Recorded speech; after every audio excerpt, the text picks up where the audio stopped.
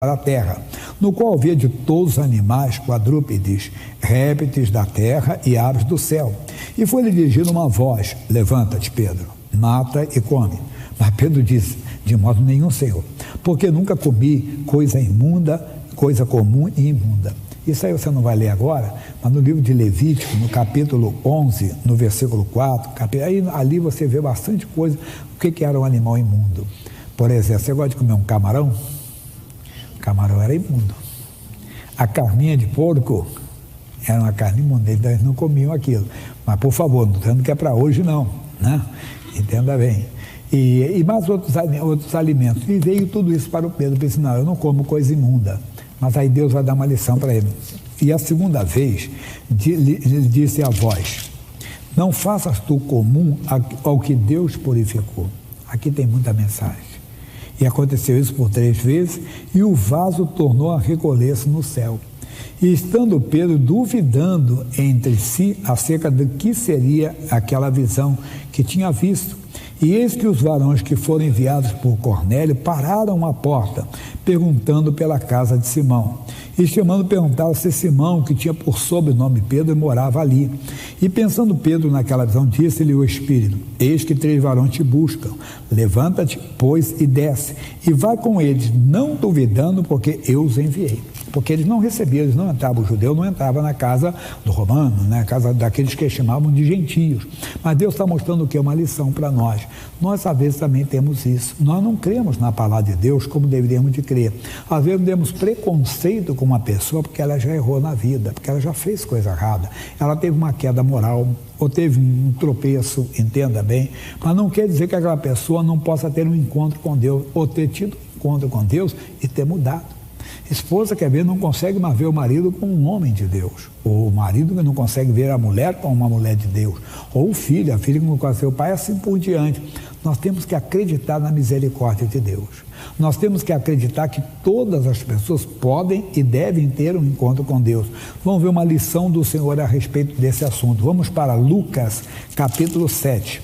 Você sabe que quem escreveu Atos foi Lucas também. Capítulo 7, versículo 36. No culto anterior, eu só comentei, mas não li essa parte. 7,36. Diz: e rogou-lhe um dos fariseus que comesse com ele. E, entrando em casa do fariseu, assentou-se à mesa. E eis que uma mulher da cidade, uma pecadora, sabendo que ele estava à mesa em casa do fariseu, levou um vaso de alabastro com unguento. Era um tipo de mármore, né? Caríssimo, e levou. E estando por detrás aos seus pés, chorando, começou, entenda bem, a regar-lhe os pés com lágrimas, e enxugava-lhes com os cabelos da sua cabeça, e beijava-lhe os pés, e ungia-los com unguento.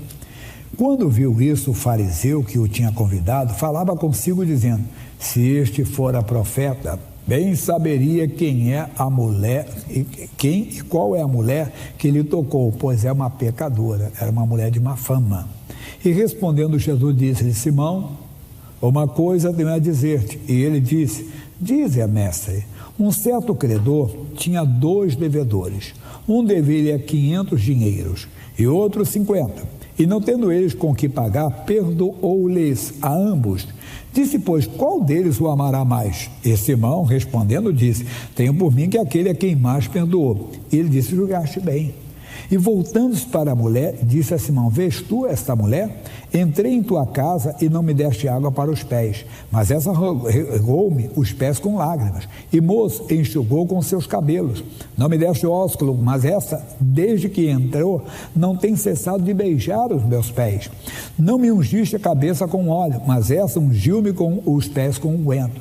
Por isso te digo que os muitos pecados lhe são perdoados, porque muito amou, mas aquele a quem pouco é perdoado, pouco ama. Amigo, é profundo isso aqui. Nós não podemos tomar decisões precipitadas e aceitar no nosso coração ou rejeitar no nosso coração uma pessoa porque ela errou. ou ter um preconceito com ela e não aceitar que a obra de Deus pode ser feita, pode ser realmente vista na vida dela. O que nós temos que fazer? Nós temos que aprender a olhar para isso como Jesus olha. A vontade de Deus é que todo homem seja salvo. E ainda que aquela pessoa esteja caída, temos que orar para ela se levantar, mas não é o caso. Não estou falando de preconceito que nós temos, que achamos que uma pessoa que pecou vai ficar caída para sempre. Não, ela pode ter tido um encontro com o Senhor. E quantas vezes até nós ficamos sabendo que ela teve um encontro com o Senhor, mas não cremos, não acreditamos. Não. Eu lembro que eu tive um professor, muito amigo do meu amigo pastor Leandro, né? E é gente muito boa, juiz, depois se tornou um desembargador, né? Foi envelhecendo. E ele disse: eu não sou evangélico, eu gosto dos evangélicos. Meu pai morreu dentro de uma igreja evangélica. Eu gosto dos evangélicos. Só tem uma coisa curiosa, eu gasto graça com os evangélicos, todo mundo lá é ex. Aí ele começou a falar: eis isso, eis aquilo, eis aquilo. Aí ele falou uma categoria e falou assim: isso eu não acredito não. Eu disse: acredita, professor, Deus muda vidas. Deus transforma vidas. E às vezes não é ele, somos nós. Porque sabemos do passado da pessoa, não cremos que ela foi mudada completamente, que ela foi transformada, e por isso temos um preconceito e às vezes até uma rejeição até no nosso meio por ela, como esse homem teve, quando viu a mulher entrando, como Pedro: Senhor, eu não vou, mas aquilo foi uma alegoria que o Senhor usou, uma ilustração, porque os homens que estavam buscando a Pedro para irem na casa de Cornélio, o judeu não entrava, o judeu, ele tinha que entrar, porque Deus já tinha falado: eu já estou purificando esse homem. Quer dizer, somos nós que temos que acreditar na obra do Espírito Santo. Veja o que Paulo fala para nós, Romanos capítulo 5, versículo 20. Romanos capítulo 5, versículo 20. E o que ele diz para nós? Veio, porém, a lei para que a ofensa abundasse. Vamos lá, pessoal? Mas onde o pecado abundou, diga, superabundou a graça de Deus. Pelo contrário, exatamente, essa pessoa vai ser muito mais ainda. Por quê? Porque ela foi abundante, foi má aquela pessoa, foi ruim, ou foi devassa, que devassa é sem freio moral, mas teve um encontro com Cristo, teve um encontro com Jesus. Mas nós, na nossa religiosidade, no nosso farisaísmo, nós colocamos sempre um pé atrás com alguém que já caiu, ou com alguém que teve uma vida errada. Não, quem está em Cristo é nova criatura. Isso você conhece bem, segundo aos Coríntios, capítulo 5, versículo 17. Esse você conhece mais. Deixa eu ler. Assim que se alguém está em Cristo, diga, nova criatura é, as coisas velhas já passaram, e eis que tudo se fez novo. Pelo fruto se conhece a árvore. Agora você vê, mas não sei se ele mudou, mas se ela mudou, você está vendo que ele mudou, que é uma nova criatura, é membro da igreja agora, é um cristão. Nós temos o caso daquele livro, Torturado por Amor a Cristo, na Romênia, quando havia o comunismo pesado mesmo lá, e veio a polícia da KGB, que era a União da República Socialista, dominava aquela região toda, e eles tinham um serviço secreto. E eles mataram o pai de uma moça, por causa do cristianismo, por causa da fé dele em Cristo. E essa moça, então, casou, depois tudo, e um dia ela recebe em casa o assassino do seu pai. O marido estava evangelizando, ele era um oficial da KGB. Ele levou ele em casa. Quando ela viu, ela teve aquele impacto logo, ela lembrou, ela viu a cena, ela lembrou todinho. Ela: posso dar um beijo? Que ele deu o costume do ósculo, e deu o ósculo nele. Ele disse: você sabe que Jesus ama o Senhor. Aí ele viu, ele também lembrou dela, ele viu que o cristianismo era verdadeiro, e se converteu. Amigo, isso é poder de Deus operando.